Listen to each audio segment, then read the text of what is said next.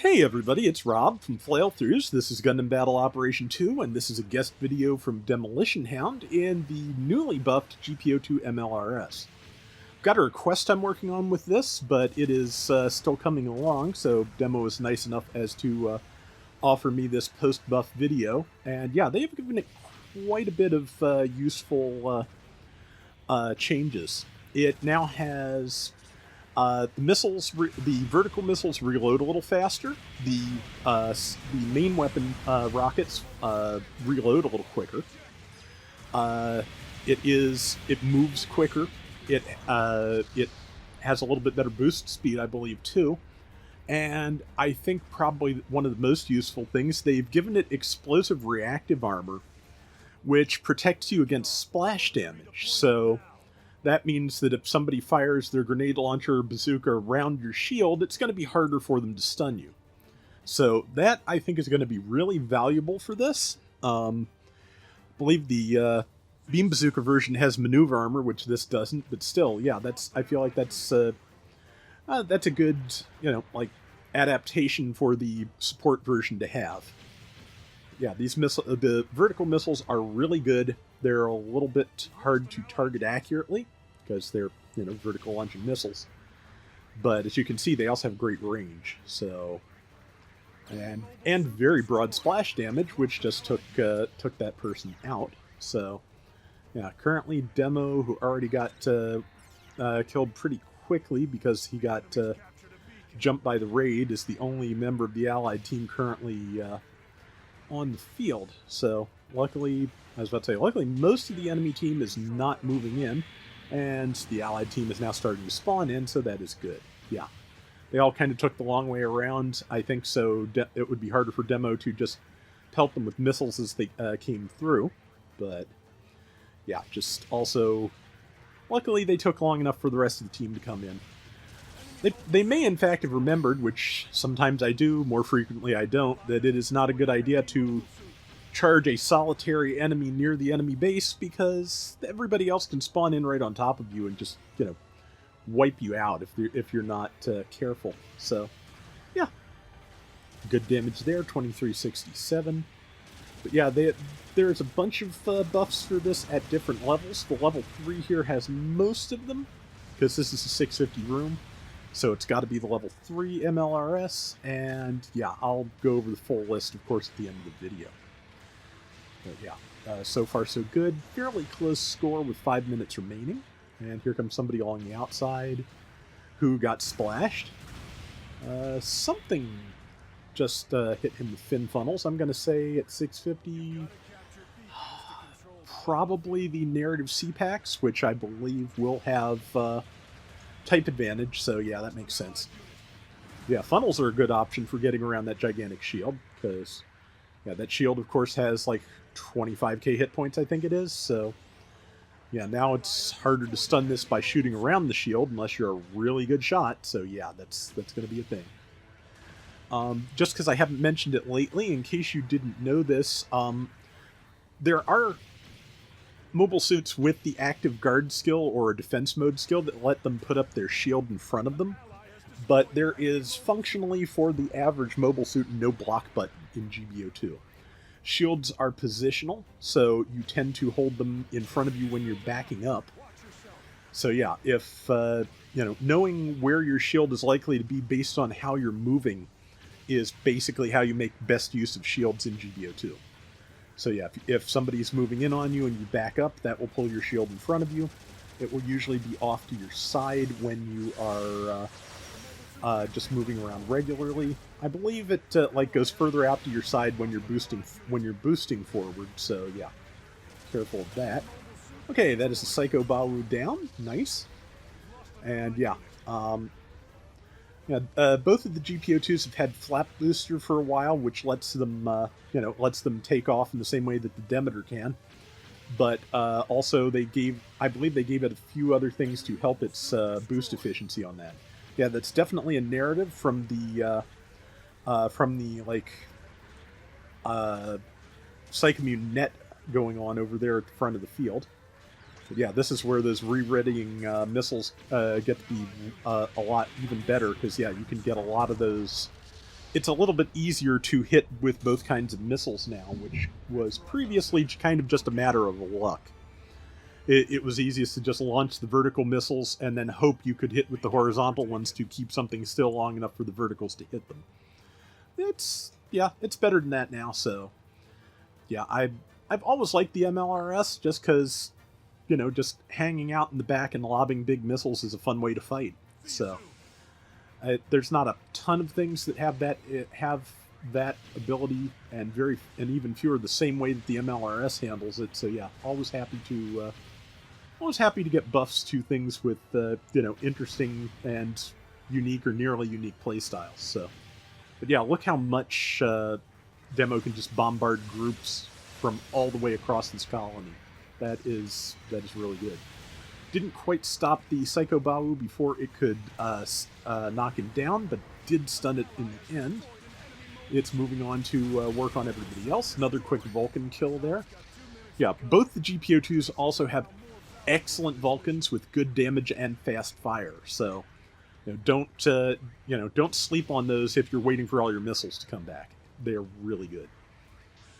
But yeah, it's I liked it before. It's doing better now.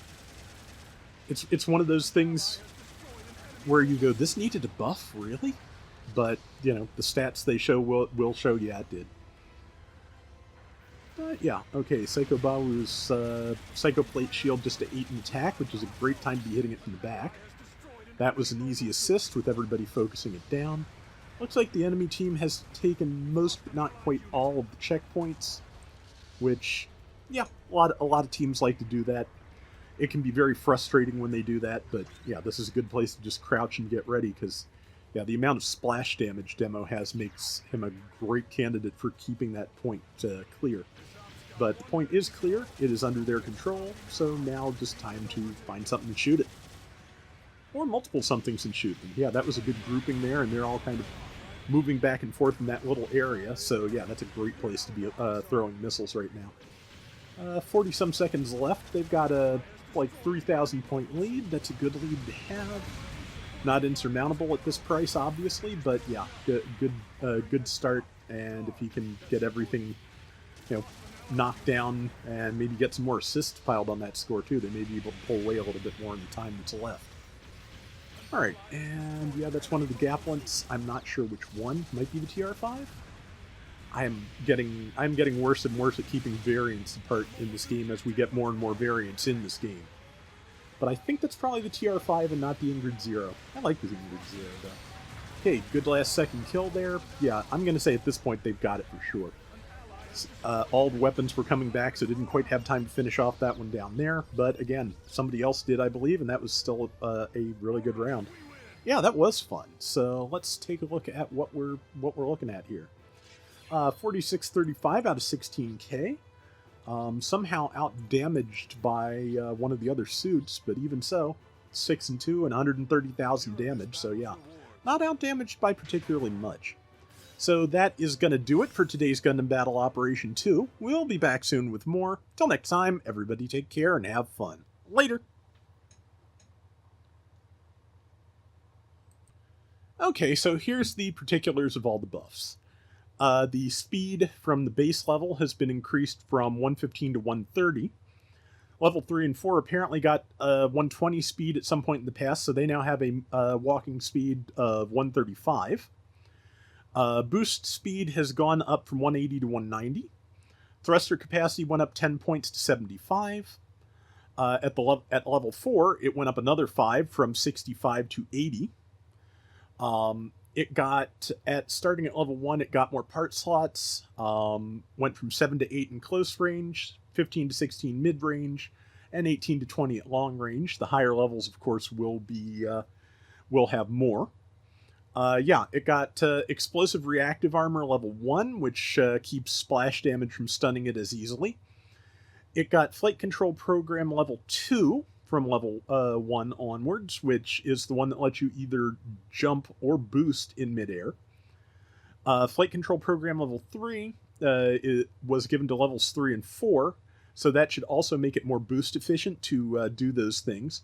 I forget whether level 3 also has damage reduction while in the air built in, but it might.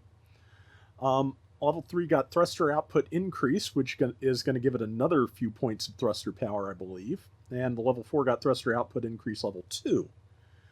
Yeah, I think it's like +5 to thrusters and +10, if I'm not mistaken. But it's been a while since I looked at those skills. I could very easily be mistaken. Its main weapon, the horizontal missiles, the direct ones, the power at level 1 per missile has gone from 1300 to 1450. That's obviously, pushed up quite a bit by its inherent ranged mod. Cooldown time between shots was shortened from 4 seconds to 3.5, so you can keep firing quicker. The vertical launching missiles were, the reload was shortened by 5 seconds. It used to be 25, it's now 20. They now do more build stun, and weapon switching time is shortened, which is another thing which will play into its ability to combo with the main missiles. Okay, so in terms of stats, at 550, which is where the level 1 lives, the average win rate across all supports is 50.6%. Level 1 was doing 46.4. Rival win rate across all supports, 48.8%. It was doing 41.8% rival wins, so yeah, that's kind of bad. Was also like about 8,000 below the average damage. Average damage across supports at 550, 70,679, and it was doing 62,460. Interestingly, there were fewer MS losses by a tiny amount. 2.9 is the average. It was doing 2.8. So yeah, you were fairly tanky and hard to kill, but it was just not doing enough damage, I think, to really do what you needed to keep your win rate and rival win up. The numbers were, for the most part, even sketchier at 600.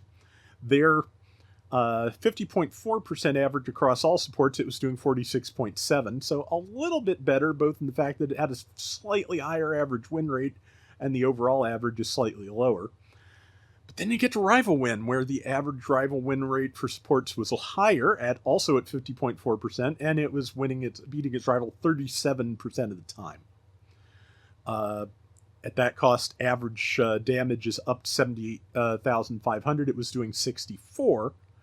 But again, interestingly, it's just the damage output, I think, and was not enough for it, because it was the losses were 2.6 against a 3.0 average. So that's definitely below average deaths. Just again, not doing enough otherwise.